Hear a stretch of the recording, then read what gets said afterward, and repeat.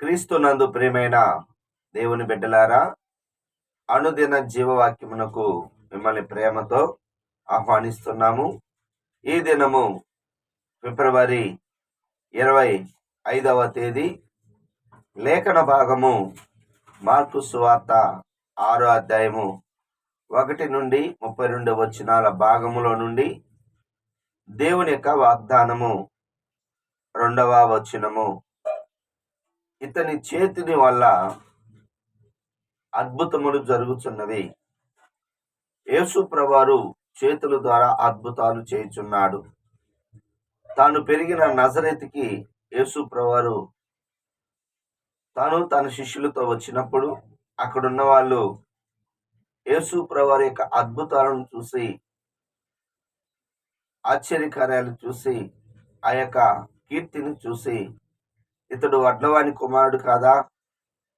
వడ్లవాని కుమారుడు అంటే చెక్క పని చేసుకునేవారు, మంచి నిపుణుడు అని అర్థం.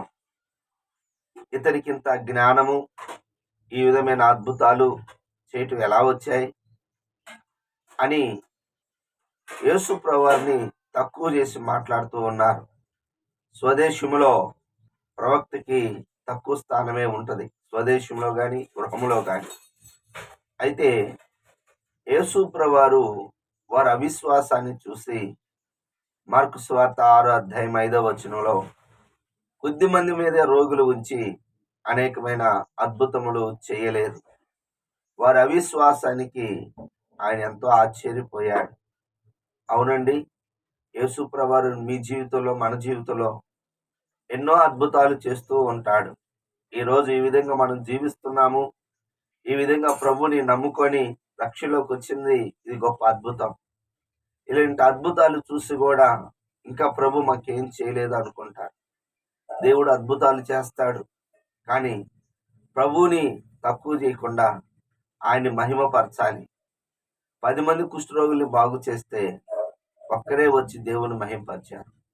అద్భుతాలు, స్వస్థతలు ఎందుకయ్యా అంటే మార్కు సువార్త 11వ అధ్యాయంలో స్పష్టంగా రాయబడింది 20వ వచనములో, మరి అయ్యో కొరేజేనా, అయ్యో బెత్సయిదా, మీలో చేసిన అద్భుతములు సీదోను తూరులో చేస్తే వాళ్ళు మారు మనసు పొందేది.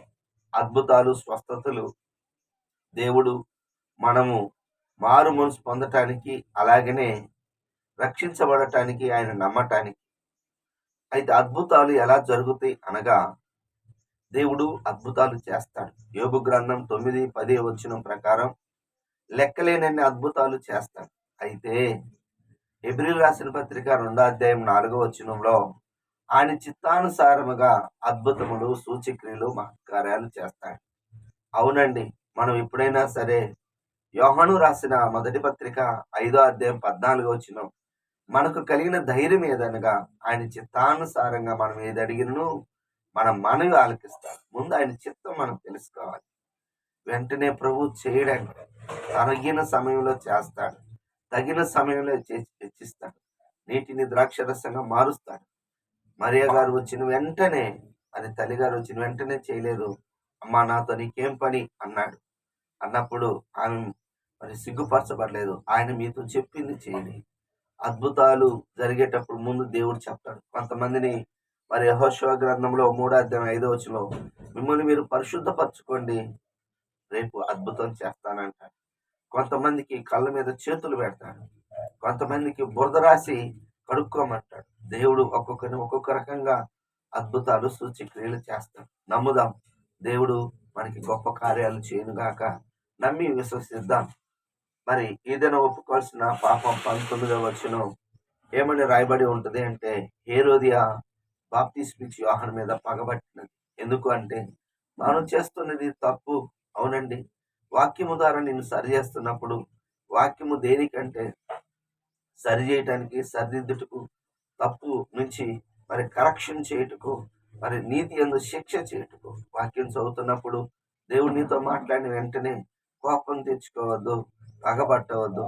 పగబట్టి హేరోదియా మరి బాప్తిస్మిచ్చి యోహాను యొక్క తలను కొట్టించింది. తన కుమార్తె ద్వారా మరి నాట్యమాడి వారిని సంతోషపరిచి, ఆ రాజుగారు కూడా మరి నీకేం కావాలో కోరుకో అన్నప్పుడు మరి బాప్తిస్మిచ్చు అలా కోరుకునేటట్టు తల్లి ప్రేరేపించింది. గుర్తుపెట్టుకోండి, చాలా మంది తల్లిదండ్రులే ఈ దినమున పిల్లలకి మరి స్మార్ట్ ఫోన్లు ఇచ్చి అనేక మంది చిన్న బిడ్డలకి ఇచ్చి చెడగొడుతుంది తల్లిదండ్రులే. ఒక్కసారి ఆలోచించి వారు రేపు తిరుగుబాటుదారులు కావటానికి తల్లిదండ్రులమైన మనమే. కావున మనము వారిని ఆ విధంగా ప్రేరేపించకుండా మంచికి ప్రేరేపిద్దాం. ఎవరైనా మనల్ని బాధపట్టి మనల్ని కొట్టిన మనకి పగ ఉంటే బైబిల్ తెలియచేస్తుంది, రోమా 12:19 ప్రకారం పగ తీర్చుకొనుట నా పని, ప్రభుకి అప్పచెప్దాం, దేవుడు సహాయము చేస్తాడు. ఎవరి మీద పగ పెట్టుకోదు, అంతరంగమున పగ ఉంచుకున్నవాడు అబద్ధికుడు. అలాగనే దేవుడికి ఇష్టం ఉండదు. దయచేసి పగను మానుకుందాం, ప్రేమ కలిగి ఉందాం. చివరిగా 1వ వచనం, ఆయన శిష్యులు ఆయన వెంబడించి. విశ్వాసులారా, మరి విశ్వాసం నుంచి శిష్యుల స్థాయికి వెళ్ళాలి. శిష్యులు అంటే వెంబడించేవారు. స్త్రీలు ఉన్నారు, పురుషులు ఉన్నారు. ఏదైనా సరే మరి అపొస్తలుల కార్యం 9వ అధ్యాయము 35లో నుంచి అక్కడ తబిత అని ఒక స్త్రీ శిష్యురాలు ఉంది. ఆమె మరి అనేక మందికి సహకరిస్తుంది. ఆమె చనిపోయినప్పుడు పేతురుకి వచ్చి ప్రార్థన చేసే ముందుగా మరి పరిశుద్ధులకి వస్త్రమును కుట్టినది. అలాగనే ఆమె చేసిన పరిచర్యను చూపించారు. అవును, శిష్యులుగా మనము పరిచర్య చేయాలి. ఎలా పరిచర్య చేయాలంటే, ఈ దినాల్లో ప్రార్థన చేస్తున్నారు, మందిరానికి వస్తున్నారు, కానీ త్యాగం చేయటానికి ఇష్టపడలేదు. ఆనాడు శిష్యులు వలలు విడిచిపెట్టారు, కానీ స్త్రీలు లోకాసువార్త 8వ అధ్యాయము 2-3 వచనాలలో మరి హేరోదియ గృహ నిర్వాహకుడు కూజేబారి యోహన్నయు, సుసన్నయు, మగ్దలేను మరియు వారికి కలిగిన ఆస్తితో యేసు ప్రభువారికి ఉపచారం చేస్తూ వచ్చింది. అవునండి, శిష్యులు సమస్తాన్ని విడిస్తే మరి శిష్యురాళ్ళు కలిగిన ఆస్తిని మరి దేవుని సేవకి వాడారు. అవును, ఈ విధంగా మనము మరి త్యాగపూరికంగా వెంబడిద్దాం. దేవుడి మాటలు దీవించును గాక. ఆమె ప్రార్థన చేసుకుందాం. ప్రేమ కలిగిన తండ్రి యేసయ్యా, నీ వందనాలు, స్తుతులు, స్తోత్రాలు. మాకు నాయన ఈ దినం బిడ్డలకు అద్భుతం జరిగించండి. నీ చిత్తానుసారంగా అద్భుతాలు, స్వస్థతలు, సూచక్రియలు జరిగించండి.